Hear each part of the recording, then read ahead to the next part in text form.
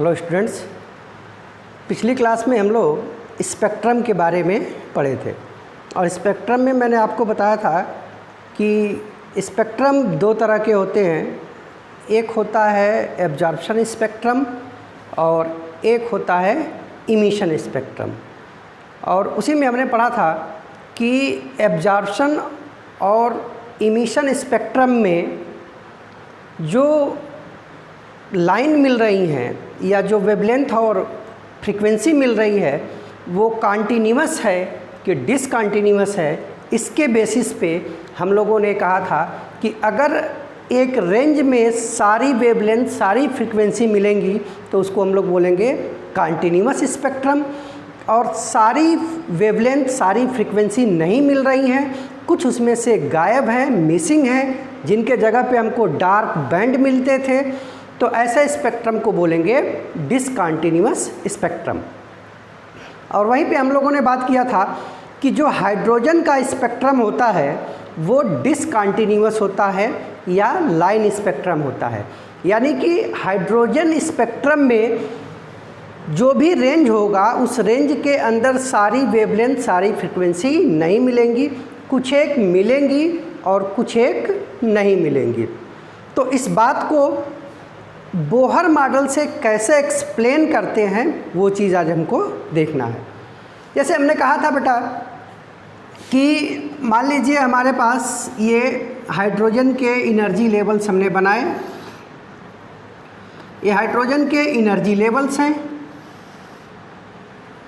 सबसे जो lowest energy level होता है जिसके लिए n की वैल्यू 1 होती है, इसको हम लोग बोलते हैं ग्राउंड स्टेट। n बराबर 2 के लिए हम बोलते हैं फर्स्ट एक्साइटेड स्टेट। n बराबर 3 के लिए बोलते हैं सेकेंड एक्साइटेड स्टेट। ऐसे बढ़ता जाता है और लास्ट में n इक्वल्स टू इनफाइनाइट होता है, इसको हम लोग बोलते हैं आयोनाइज्ड स्टेट। और बोहर मॉडल से हम लोग किसी भी यूनी इलेक्ट्रॉन सिस्टम के किसी भी ऑर्बिट की एनर्जी कैलकुलेट कर सकते हैं। जैसे मान लीजिए ये E1 था, ये E2 था, ये E3 था, ये E4 था और ये इनफाइनाइट था। हाइड्रोजन के लिए हम लोगों ने ये देखा था कि E1 की वैल्यू -13.6 इलेक्ट्रॉन वोल्ट था, E2 की वैल्यू -3.4 इलेक्ट्रॉन वोल्ट था, E3 की वैल्यू -1.51 इलेक्ट्रॉन वोल्ट था। तो ये हाइड्रोजन की वैल्यू हमको याद करनी थी। और मैंने बताया था कि अगर हाइड्रोजन के हर ऑर्बिट की एनर्जी आपने याद कर रखी है तो किसी दूसरे यूनी इलेक्ट्रॉन सिस्टम का पूछा जाएगा तो आपको सिर्फ क्या करना है कि जिस भी यूनी इलेक्ट्रॉन सिस्टम का पूछा जाएगा उसके एटॉमिक नंबर के स्क्वायर से मल्टीप्लाई कर देंगे। Z square, Z square, Z square और जेड स्क्वायर।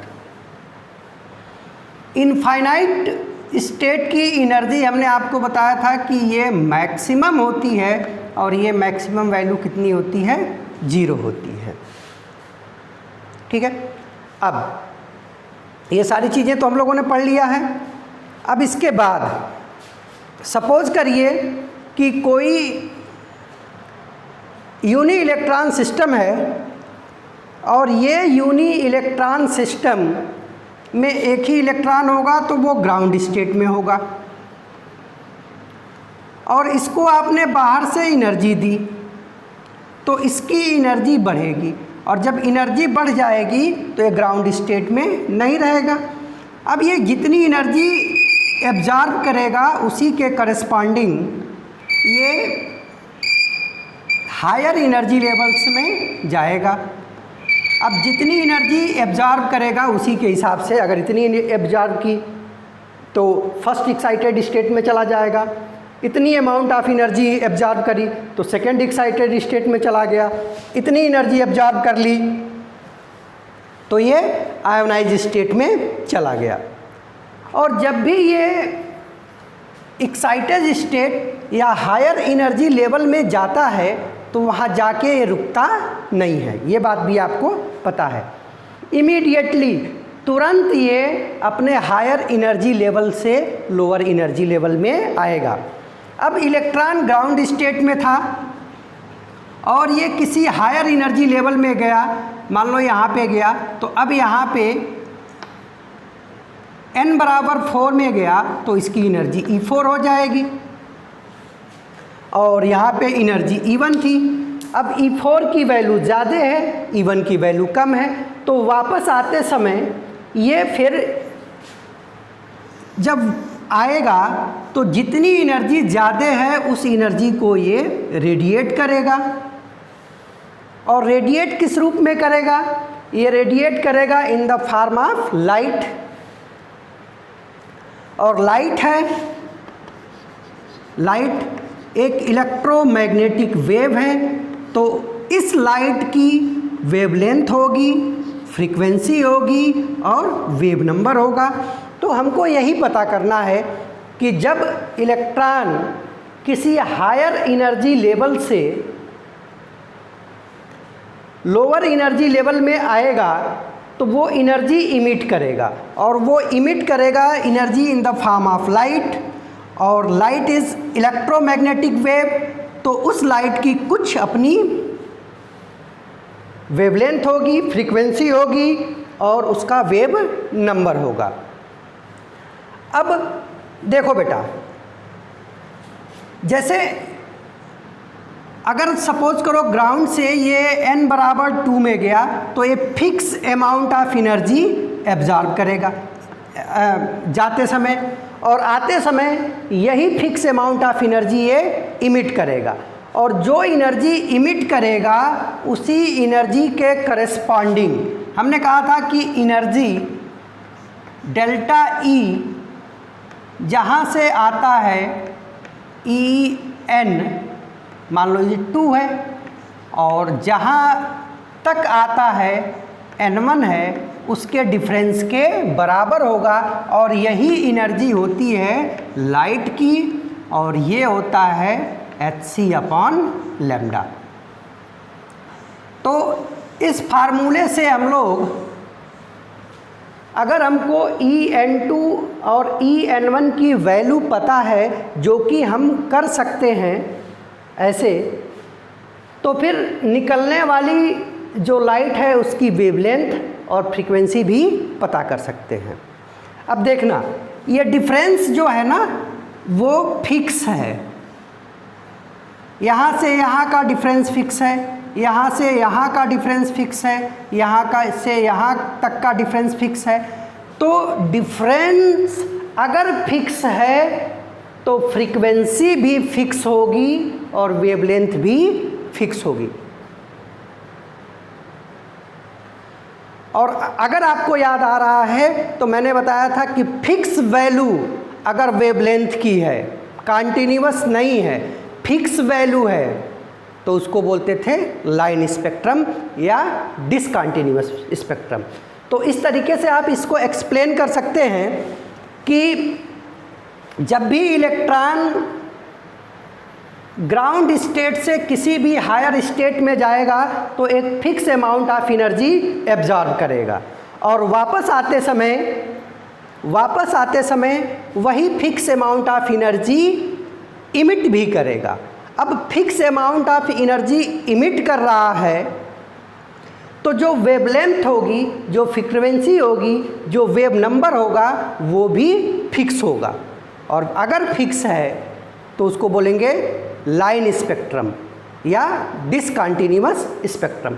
अगर ये एनर्जी कंटिन्यूअस होती, आपने कहा कि ये जैसे मैक्सिमम कितनी चाहिए, मान लो हम ग्राउंड स्टेट में रखे हैं इलेक्ट्रॉन को और ये इनफाइनाइट पे जाएगा तो 13.6 ये एनर्जी निकलेगी, मैक्सिमम एनर्जी।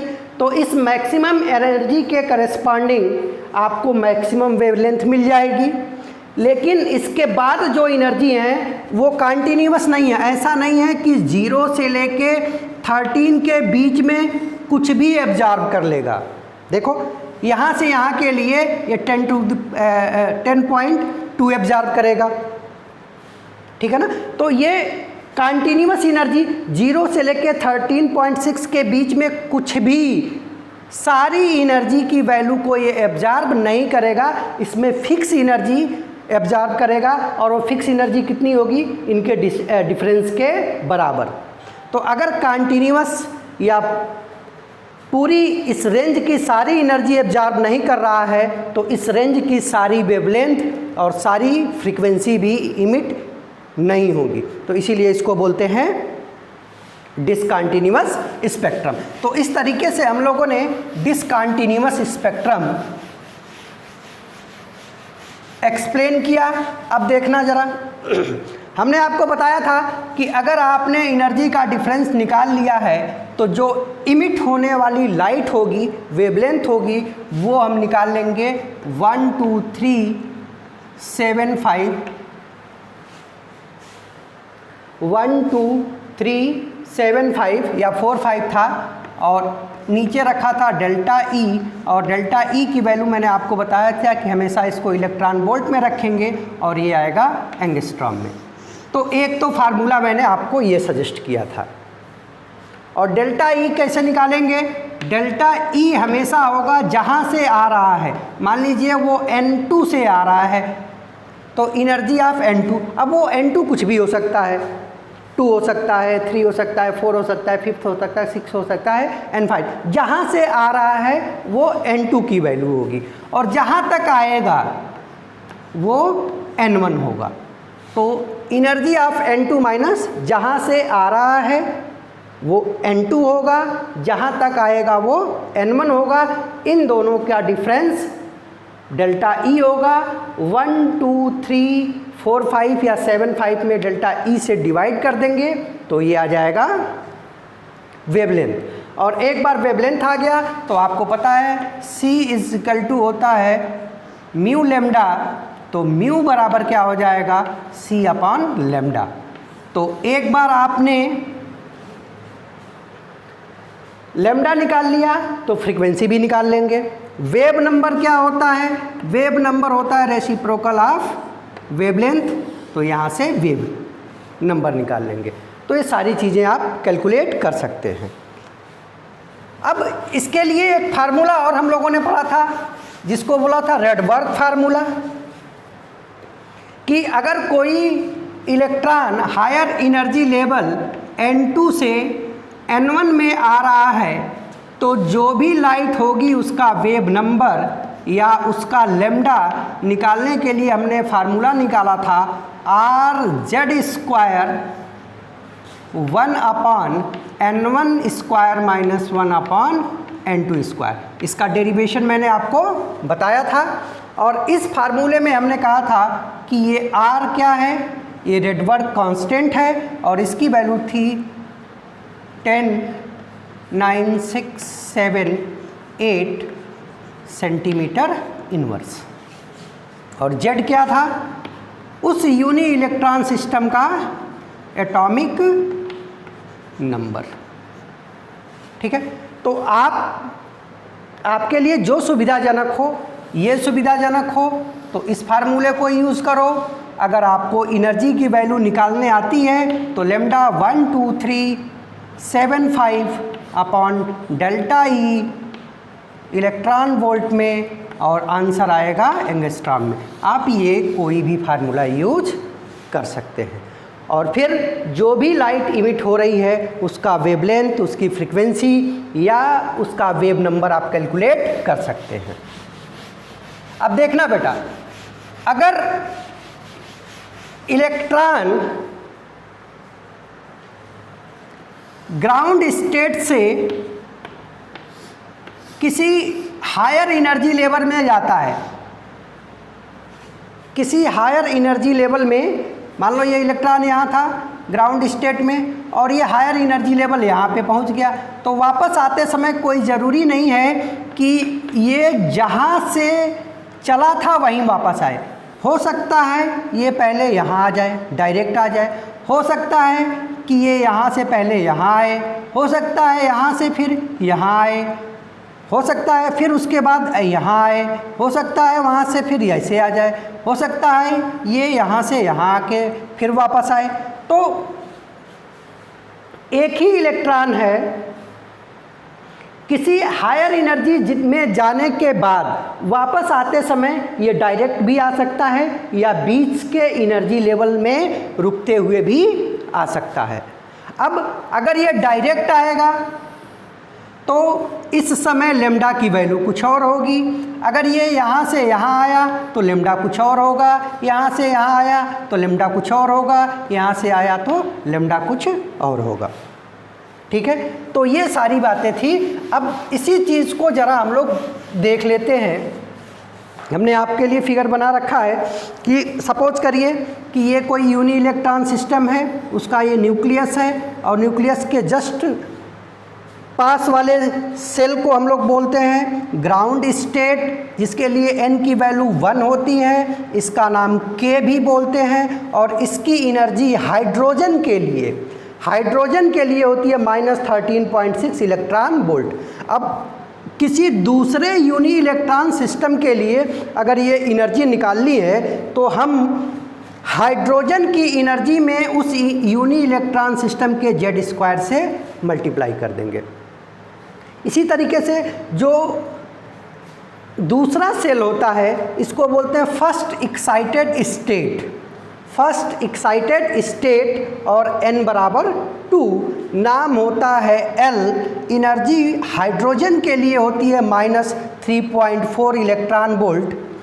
और अगर आपको किसी दूसरे यूनी इलेक्ट्रॉन के लिए देखना है तो इसी में उस यूनी इलेक्ट्रॉन के Z² से मल्टीप्लाई कर देंगे। सिमिलरली थर्ड वाले को बोलते हैं सेकंड एक्साइटेड स्टेट, फोर्थ वाले को बोलते हैं थर्ड एक्साइटेड स्टेट और इनफाइनाइट वाले को बोलते हैं आयोनाइज स्टेट। और ये एनर्जी मैंने आपको पहले भी कहा था कि हाइड्रोजन के लिए आपको याद रखना है अलग अलग सेल की एनर्जी कितनी होती है। अगर आपको याद है तो किसी भी दूसरे यूनी इलेक्ट्रॉन सिस्टम के लिए पूछा जाएगा तो आप उसमें Z² से मल्टीप्लाई कर देंगे तो उसकी एनर्जी आ जाएगी। अब देखो, सपोज करो कि इलेक्ट्रॉन आपने लिया ग्राउंड स्टेट में और इसको एनर्जी दिया, तो ये एनर्जी लेके किसी हायर एनर्जी लेवल में चला गया और जैसे वहाँ जाएगा तो तुरंत वहाँ से वापस आएगा। अब वापस आते समय अगर इलेक्ट्रॉन किसी भी हायर एनर्जी लेवल से n बराबर 1 में आया, किसी भी हायर n बराबर 2 से n बराबर 1 में आया, n बराबर 3 से n बराबर 1 में आया, n बराबर 4 से n बराबर 1 में आया, n बराबर 5 से n बराबर कहीं भी किसी भी हायर स्टेट से वो वापस आता है अगर n बराबर 1 में, तो जो सीरीज मिलती है, जो वेवलेंथ या फ्रीक्वेंसी, अलग अलग वेवलेंथ और अलग अलग फ्रीक्वेंसी का एक सीरीज बनता है, इस सीरीज को डिस्कवर किया था लाइमैन ने, तो ये सीरीज कहलाती है लाइमैन सीरीज।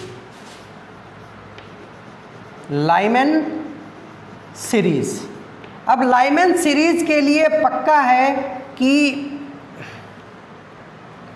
n1 1 होगा और n2 की वैल्यू इससे कुछ भी ज़्यादा हो सकती है, 2 हो सकती है, 3 हो सकती है, 4 हो सकती है, 5 हो सकती है, 6 हो सकती है, इनफाइनाइट हो सकता है।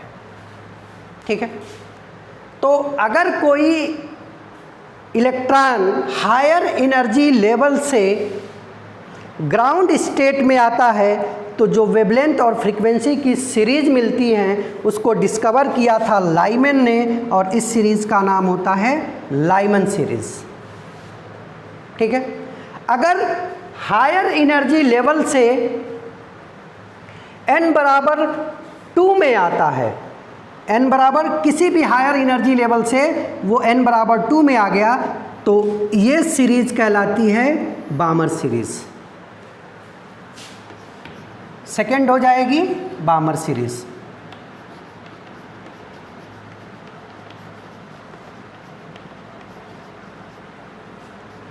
और बामर सीरीज़ के लिए N1 की वैल्यू हमेशा होगी 2 और N2 की वैल्यू इससे ज़्यादा कुछ भी हो सकती है, 3, 4, 5, 6। ठीक है। इसी तरीके से अगर इलेक्ट्रॉन किसी हायर एनर्जी लेवल से वापस n बराबर 3 में आता है, n बराबर 3 में आता है, तो उसको हम बोलते हैं पास्चन सीरीज़।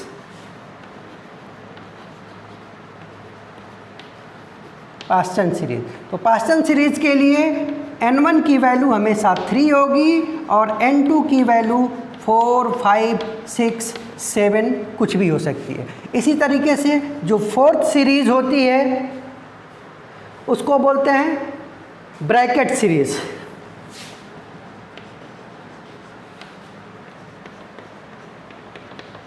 ब्रैकेट सीरीज़, और इसके लिए N1 की वैल्यू 4 होती है और N2 की वैल्यू 5, 6, 7 कुछ भी हो सकती है। फिर अगला होता है फंड और फिर उसके बाद होता है हम्फ्री सीरीज़।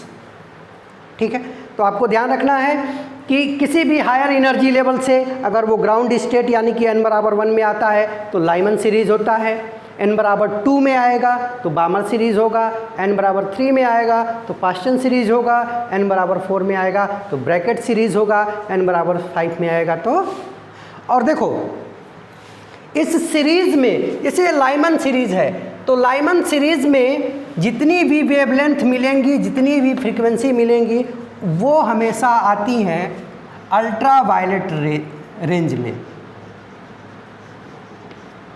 बामर सीरीज़ हमेशा आता है विजिबल रेंज में और बाकी जो हैं वो आती हैं इंफ्रारेड में। लास्ट वाली हम्फ्री में फार इंफ्रारेड हो जाता है। ठीक है। तो आपको याद रखना है कि लाइमन सीरीज़ किस रेंज में आता है, अल्ट्रा वायलेट में, बामर आता है विजिबल में, पास्चन ब्रैकेट और फुंड आते हैं इंफ्रारेड में और हम्फ्री आता है फार इंफ्रारेड रेंज में। ठीक है बेटा। तो इस तरीके से आप ये सीरीज़ के बारे में कि इलेक्ट्रॉन कहाँ से कहाँ आया तो वो किस सीरीज़ का होगा, किस सीरीज़ में आएगा, लाइमन में आएगा, बामर में आएगा, पास्चन में आएगा, ब्रैकेट में आएगा, फुंड में आएगा, या उसकी वेवलेंथ क्या होगी, उसकी फ्रीक्वेंसी क्या होगी, ये सारी चीज़ें कैलकुलेट कर सकते हैं। अब इसमें एक चीज़ और, नेक्स्ट चीज़ इसमें यह है कि आपने कहा कि किसी भी हायर एनर्जी लेवल से लोअर एनर्जी लेवल में आने के लिए उसके पास ढेर सारे ऑप्शन हैं। जैसे मान लो हम लाइमन सीरीज़ की बात करें तो n बराबर 1 में या N1 बराबर 1 में वापस आएगा और ऊपर से ये किसी भी सेल से आ सकता, हो सकता है डायरेक्ट आए, हो सकता है यहाँ से यहाँ आए, फिर यहाँ आए, यहाँ से आ जाए, यहाँ से आ जाए, यहाँ से आ जाए, ये अलग अलग। तो जितने तरीके से आएगा उतने वेवलेंथ या उतनी फ्रीक्वेंसी मिलेगी।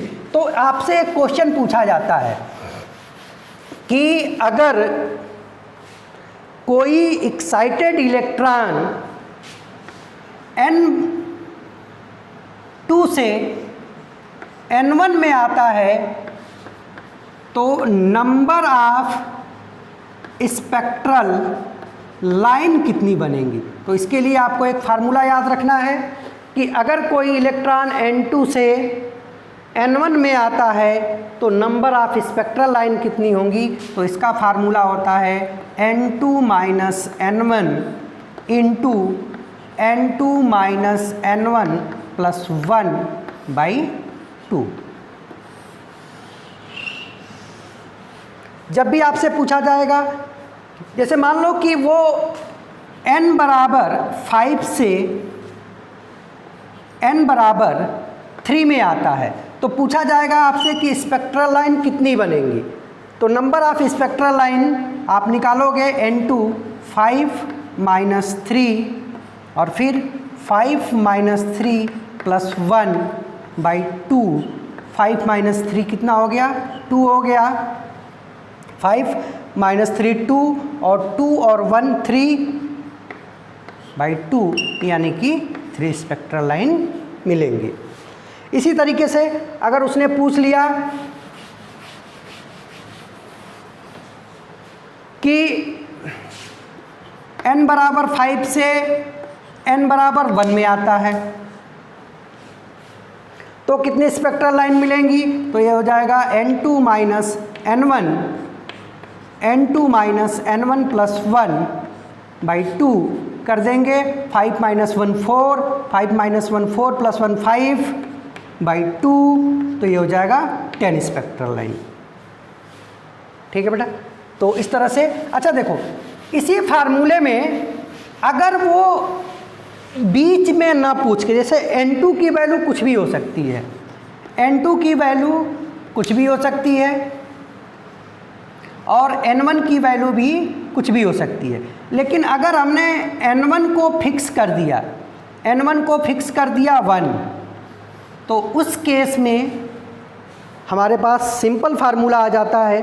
देखो स्पेक्ट्रल लाइन कैसे निकालते हैं बेटा, n2 माइनस n1 और ये होता है n2 माइनस n1 प्लस 1/2।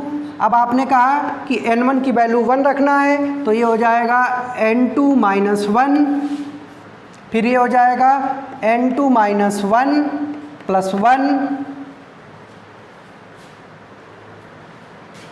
ठीक है, और डिवाइडेड बाई 2।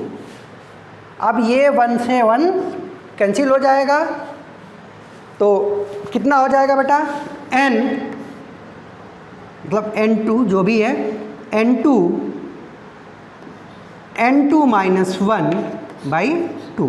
तो अब इस फार्मूले से आप नंबर ऑफ स्पेक्ट्रल लाइन निकाल लेंगे, लेकिन ये फार्मूला तभी आप यूज़ करेंगे जब वो किसी भी हायर एनर्जी लेवल से हमेशा ग्राउंड स्टेट में आएगा। तो थोड़ा सा कन्फ्यूजन होता है, आप बेहतर है कि सिर्फ एक ही फार्मूला याद रखो, उसमें जो भी n1 और n2 की वैल्यू होगी उसको रख के कैलकुलेट कर सकते हैं। ठीक है बेटा, अब देखो इसमें कुछ और चीज़ें, एक दो छोटी छोटी चीज़ें पूछी जाती हैं। जैसे मान लो हमने कहा था कि एनर्जी h न्यू और ये होता है hc/λ। तो इस फार्मूले में ये प्लैंक कांस्टेंट है, ये प्लैंक कांस्टेंट है और ये स्पीड ऑफ लाइट है। तो ये सब कांस्टेंट हैं, तो हम इस फार्मूले को लिख सकते हैं कि E directly proportional to mu और ये इन्वर्सली प्रोपोर्शनल टू लैम्डा। यानी कि जो रेडिएशन निकल रही है उसकी वेवलेंथ और फ्रीक्वेंसी एनर्जी पे डिपेंड करेंगे, और ये एनर्जी ये डेल्टा ई था। एनर्जी का डिफरेंस जितना ज़्यादा होगा फ्रीक्वेंसी उतनी ज़्यादा होगी और वेवलेंथ उतना कम होगा। हमसे पूछा जाता है कि अगर कोई इलेक्ट्रॉन हायर एनर्जी लेवल से लोअर एनर्जी लेवल में आता है तो जो वेवलेंथ निकलती है, फ्रीक्वेंसी निकलती है, उसमें वेवलेंथ और फ्रीक्वेंसी में किसकी वैल्यू ज़्यादा होगी और किसकी वैल्यू कम होगी। तो आपको ध्यान रखना है कि आप निकालेंगे डेल्टा ई, और ये कैसे निकालेंगे, जहाँ से आ रहा है और जहाँ को जा रहा है, और ये डिफरेंस जितना ज़्यादा होगा फ्रीक्वेंसी उतनी ज़्यादा होगी और वेवलेंथ उतना कम होगा।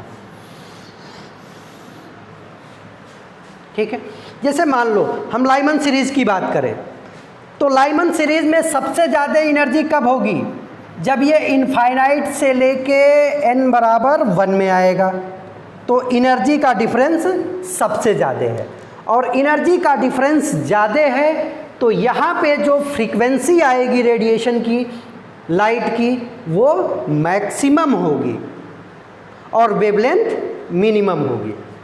अब अगर ये n बराबर 2 से n बराबर 1 में आता है तो ये एनर्जी का डिफरेंस सबसे कम है, तो इस ट्रांजिशन में जो फ्रीक्वेंसी होगी वो मिनिमम होगी और वेवलेंथ क्या होगी, वो मैक्सिमम होगी। तो ध्यान रखना, इसको थोड़ा सा हम, अगर आपको ट्रांजिशन फॉर मैक्सिमम फ्रीक्वेंसी या मिनिमम वेवलेंथ, ऑब्वियस सी बात है बेटा कि फ्रीक्वेंसी अगर मैक्सिमम होगी तो वेवलेंथ मिनिमम होगी। क्यों?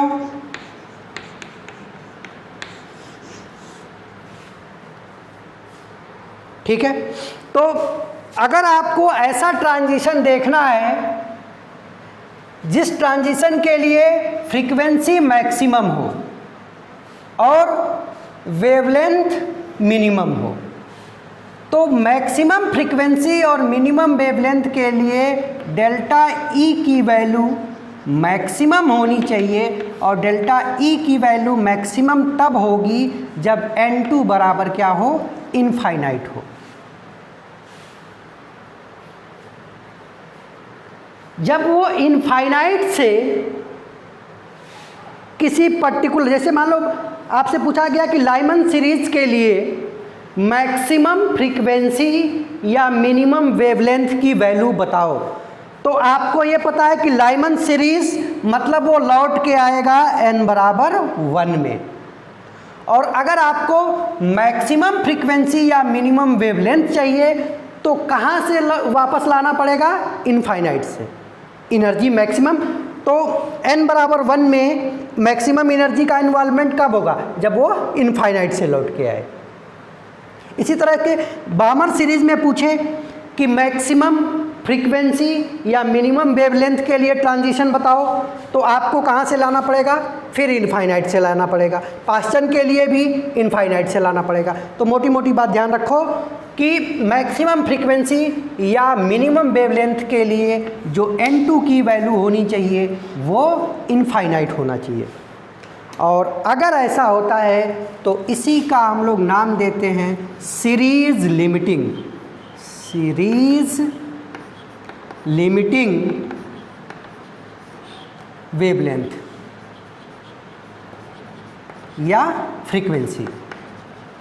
तो कभी कभी ये मैक्सिमम ना पूछ के आपसे पूछा जाएगा कि सीरीज लिमिटिंग के लिए वेवलेंथ या फ्रीक्वेंसी क्या होगी। तो सीरीज लिमिटिंग का भी मतलब ये हो गया कि आप ट्रांजिशन कराएंगे इनफाइनाइट से किसी पर्टिकुलर सेल में। जैसे लाइमन सीरीज के लिए इनफाइनाइट से 1 में आएंगे, बामर के लिए इनफाइनाइट से 2 में आएंगे, पास्टन के लिए इनफाइनाइट से 3 में आएंगे, ट्रैंकेट के लिए इनफाइनाइट से n बराबर 4 में आएंगे। अब इसी का अपोजिट अगर आपसे पूछे कि ट्रांजिशन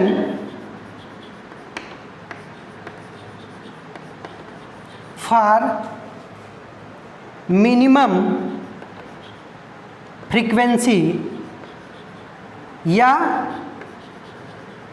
मैक्सिमम वेवलेंथ, तो फिर वही बात कि मिनिमम फ्रीक्वेंसी के लिए डेल्टा ई की वैल्यू मिनिमम होगी।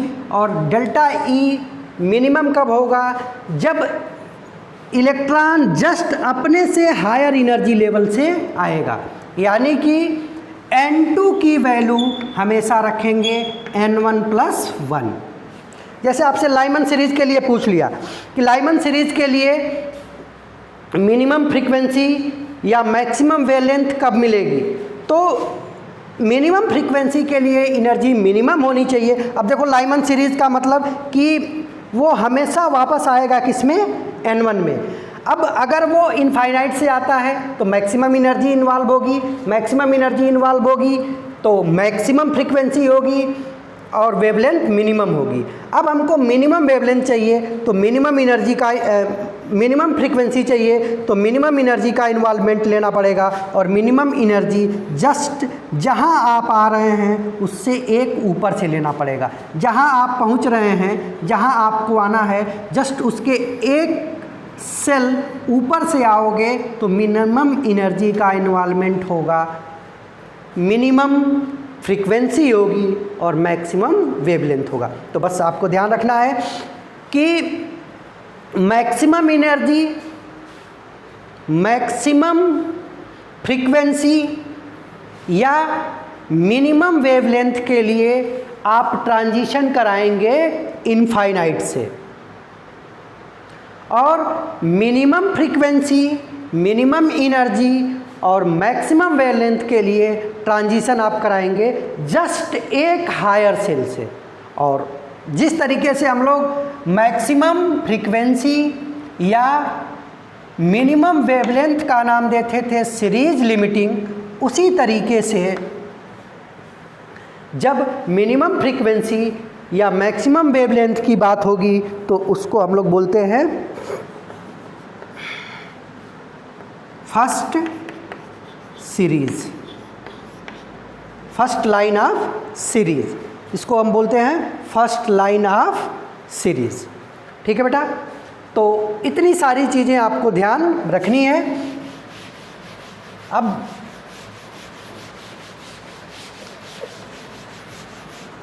इस तरीके से हम लोग पूरा ये लाइमन सीरीज, बामन सीरीज ये पढ़ लिए।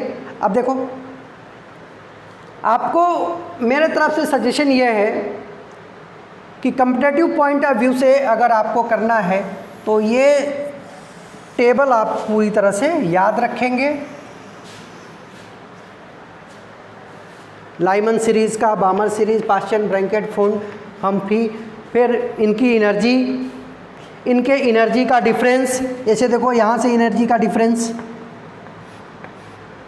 10.2, ये एनर्जी का डिफरेंस 1.89, ये एनर्जी का डिफरेंस 0.66, ये एनर्जी का डिफरेंस 3.1। तो उससे क्या होगा कि जब आपसे N1 और N2 की वैल्यू दे देगी तो तुरंत आपको डेल्टा ई की वैल्यू निकल जाएगी और 1 2 3 4 5 या 1 2 3 7 5 अपॉन यहाँ से लेमडा निकाल लेंगे तो डेल्टा ई की वैल्यू रखते ही इलेक्ट्रॉन वोल्ट में आपको वेवलेंथ पता चल जाएगी। ठीक है, वैसे तो आप रेडवर्क फार्मूला भी यूज़ कर सकते हैं, लेकिन उसमें कैलकुलेशन थोड़ा सा बढ़ जाता है। ठीक है, तो अगर आपको इससे रिलेटेड कोई चीज़ पूछी जाएगी तो आप आसानी से बता सकते हैं। अब उसके बाद हम थोड़ा सा इसमें देख लें कि इसकी लिमिटेशंस क्या थी। तो इसकी लिमिटेशंस, बोहर मॉडल की लिमिटेशंस क्या थी। तो सबसे बड़ी लिमिटेशन तो हम लोग जो पढ़ते आ रहे हैं कि Bohr model uni electron system के लिए एप्लीकेबल है। तो सबसे बड़ी लिमिटेशन, सबसे बड़ी कमी तो यही हो गई कि this model is applicable only for uni electron system. अगर किसी सिस्टम के पास, किसी स्पीसीज़ के पास एक से ज़्यादा इलेक्ट्रॉन है तो उसके ऊपर बोहर मॉडल एप्लीकेबल नहीं है। तो ये एक कमी है बोहर मॉडल की कि ये सिर्फ और सिर्फ यूनी इलेक्ट्रॉन सिस्टम के लिए ही एप्लीकेबल होता है। दूसरा कि बोहर ने अपने मॉडल को डेवलप करने के लिए फिजिक्स के जो दो कॉन्सेप्ट हैं, एक है क्लासिकल फिजिक्स और दूसरा है क्वांटम फिजिक्स। क्वांटम फिजिक्स दोनों का यूज़ किया था अपने मॉडल को एक्सप्लेन करने के लिए। क्लासिकल फिजिक्स, जैसे हमने आपको बताया था कि क्लासिकल फिजिक्स में एंगुलर मोमेंटम के हिसाब से लिया था mv/r, और क्वांटम फिजिक्स में लिया था h/nu या hc/λ। तो ये दोनों कॉन्सेप्ट इन्होंने फिजिक्स के यूज़ किए थे। फिर थर्ड इनका क्या था ड्रॉबैक, कि इन्होंने कहा था कि mv/r एंगुलर मोमेंटम h/2π के होल मल्टीपल में होता है। यानी कि बोहर ने अपने मॉडल में एंगुलर मोमेंटम को क्वांटाइज कर दिया था, क्वांटाइज्ड। और ये क्यों क्वांटाइज होगा, क्वांटाइज होने के पीछे रीज़न क्या है, इस रीज़न को एक्सप्लेन नहीं किया था। फोर्थ था कि बोहर ने अपने मॉडल में कहीं भी केमिकल बॉन्डिंग की, कोई एटम आपस में केमिकली बाउंड कैसे होता है, क्यों होता है, ये नहीं बताया था। ठीक है। इसके अलावा जब सोफिस्टिकेटेड टेक्निक से देखा गया तो ये देखा गया कि ये जो लाइंस मिल रही हैं, इन लाइंस को अगर हम इलेक्ट्रिक फील्ड या मैग्नेटिक फील्ड में पास कराएं तो ये फर्दर फाइन लाइंस में स्प्लिट हो जाती हैं। Splitting of spectral line in magnetic field और इलेक्ट्रिक फील्ड। जब हम स्पेक्ट्रल लाइन जो हाइड्रोजन से मिल रही थी उनको किसी मैग्नेटिक फील्ड या इलेक्ट्रिक फील्ड में पास करते हैं तो वो फर्दर फाइन लाइंस में स्प्लिट हो जाती हैं, टूट जाती हैं। तो उनके टूटने का, स्प्लिटिंग का कारण क्या है, किस वजह से वो स्प्लिट होती हैं, ये एक्सप्लेन नहीं कर पाया। अब इस पे यहाँ पे दो टर्म हैं, splitting of spectral line in magnetic field. इस इफेक्ट को हम बोलते हैं जीमेन इफेक्ट, जीमेन इफेक्ट। और splitting of spectral line in electric field, इसको बोलते हैं स्टार्क इफेक्ट। तो आपको ध्यान रखना है कि जीमेन इफेक्ट और स्टार्क इफेक्ट क्या होता है। Splitting of spectral line in magnetic field is known as Zeeman effect and splitting of spectral line in electric field is known as Stark effect. और ये क्यों होता है, जीमेन इफेक्ट क्यों होता है, स्टार्क इफेक्ट क्यों होता है, ये बोहर ने एक्सप्लेन नहीं किया था। इसके अलावा एक और हम देख लें। इसके बाद एक साइंटिस्ट आए जिसका नाम था हाइजेनबर्ग। और उन्होंने, साइंटिस्ट ने, हाइजेनबर्ग ने एक प्रिंसिपल दिया था जिसको बोलते हैं हाइजेनबर्ग अनसर्टेनिटी प्रिंसिपल। और इस प्रिंसिपल के हिसाब से किसी इलेक्ट्रॉन का एक ही टाइम पे मोमेंटम और पोजीशन एग्जैक्ट हम नहीं बता सकते। और बोहर ने अपने मॉडल में हर चीज़, जैसे यहाँ इलेक्ट्रॉन है तो इस इलेक्ट्रॉन का यहाँ से डिस्टेंस क्या होगा, मतलब आर क्या होगा, यानी कि इसकी पोजीशन, यहाँ पे इसकी वेलोसिटी क्या होगी, यहाँ पे इसकी एनर्जी क्या होगी, हर चीज़ इन्होंने कैलकुलेट किया था। किसी यूनी इलेक्ट्रॉन सिस्टम में इलेक्ट्रॉन की किसी पर्टिकुलर टाइम पे position, velocity, energy, angular momentum सब कुछ बोहर ने फिक्स कर दिया था, कैलकुलेट कर दिया था, कांस्टेंट कर दिया था।